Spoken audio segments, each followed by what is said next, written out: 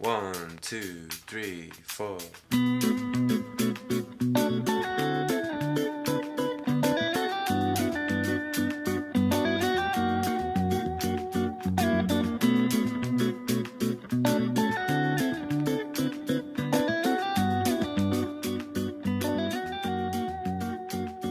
I love the way it flows, I love the way it grows. There's something in this sound that takes me far.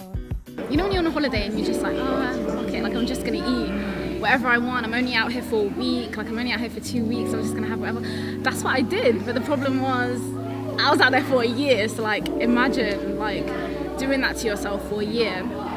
Work drinking culture in London is actually another one of the reasons why I decided to go sober, because it was so hard to socialise in a way that felt authentic when you're drinking. My goal is to be a footballer, so obviously you have to stay in shape. We get tested regularly, your body fat, so you don't want to be too high, otherwise you get fined. And as a footballer, it's very important to stay fit.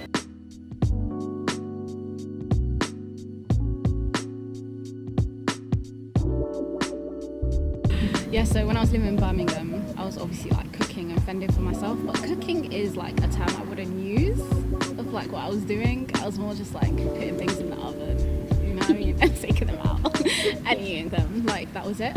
But obviously like my mom taught me how to like make certain dishes, like certain Somali dishes and stuff that I just like learned how to do. So when I had time, like I would do that. But obviously like uni is like a crazy intense place where you don't really have much time, or you don't have much time to do things that you should probably be doing. You have time to be doing other things. I feel like that was like such a different experience to what I had when I was in New York, where like I was eating insanely, like, because obviously it's my first time being in America, so obviously I'm trying to try all the American foods. I'm trying to eat everything that I saw and like that I grew up watching, or like knowing that Americans ate, and it tasted good, man. I'm not gonna lie, like I used to roll up to that Popeyes, like let me get that 2-piece, fill me white meat, spicy. I was with it. So yeah, I'm like super comfortable talking about like my own mental health experiences. I think the first time I really like felt my mental health was when I was at university. I was in my first year, I was in a really shitty relationship. I was experiencing what I didn't know was at that particular time things like panic attacks, suicidal thoughts. I'm not a naturally quiet person, and I went through a solid month of not talking to anyone, and for me to do that, that was really quite a big deal, and I was crying a lot, but I didn't know what I was crying about. And then so I finally like went to a counsellor at the university, and they kind of like directed me onto like a professional counsellor, and I had like the usual like 3 months of person-centered therapy, and that really, it helped me build a vocabulary of like understanding my own needs and what just like wasn't particularly like balanced for me. So that's when I experienced like my first bad spat of mental health. I started playing football from a very early age, and my dad loves football as well, but it was actually my mum that took me to like my first proper session. But I've always loved playing football, and it's always been a goal and a dream of mine to become a professional footballer. As an athlete, it's very important to get a balanced diet, and I feel, for me, I love pasta, and basically I have that with most meals. So I'll have like a protein, whether it be fish or meat, and then I'll have pasta on the side usually, and then I'll have like a little salad or something. So, but with different people, like they have different goals in football. So some players might want to lose some weight. I prefer to put on some weight, put on some muscle mass. I think also it had to do a lot with the location. So I was living in like East Harlem, also known as Spanish Harlem. Shout out to them. And yeah, I think it's like a lot of it is intentional, like why a lot of like fast food places exist in like certain areas where it is like low income communities and black communities.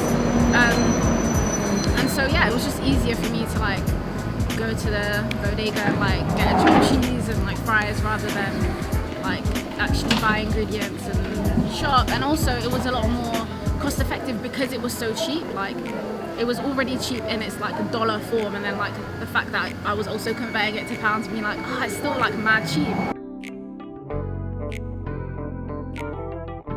For me, it was the best thing that I could do for myself, and I don't think like everyone should subscribe to like the very exact same diet, but I think like incorporating a more like plant-based understanding of food that also like incorporates other things, like not just thinking about health but also thinking about wellness, like thinking about food justice and things like that is super important. And like I never say that someone should not like eat meat ever. It's just what I choose to do, you know, myself. But I think just more like sustainable ways of thinking about eating is really important. Basically, I stopped drinking almost, it's coming up to a year quite soon actually. Basically, I stopped drinking because a friend of mine also stopped drinking, and she was doing the whole teetotal thing, and she just kind of like said to me like, do you ever fancy like stopping drinking? And I was like, do you know what, I've never really thought about it. It took me 3 tries to actually like go full sober, and if I'm 100% honest, the reason why I don't drink is because I did have actually a problem with alcohol. I didn't really realise it until maybe about halfway through the past couple of months.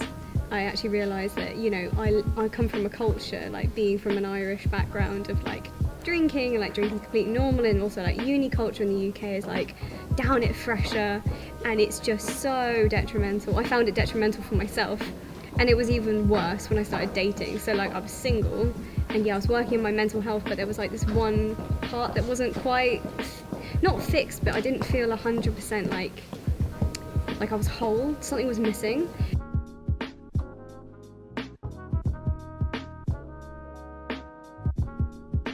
And whenever I was going on like Tinder dates, or whenever I was going on like just like normal dates as well, like you know, necking the drinks because you're nervous, and then you end up doing things that you regret. And I ended up like surrounding myself with like guys, or thinking I was dating guys who actually I really wasn't, and just making myself like put myself in like emotionally and physically vulnerable situations.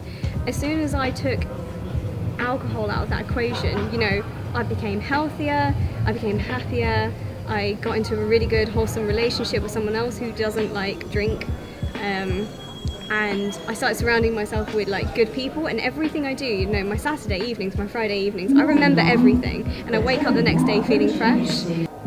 Injury as a footballer is very frustrating, and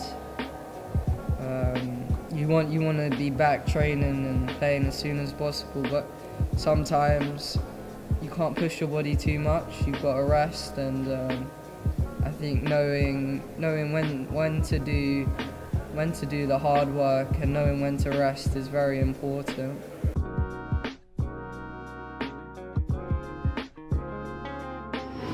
So if you've injured your leg, you've got to find other ways to keep fit, whether that will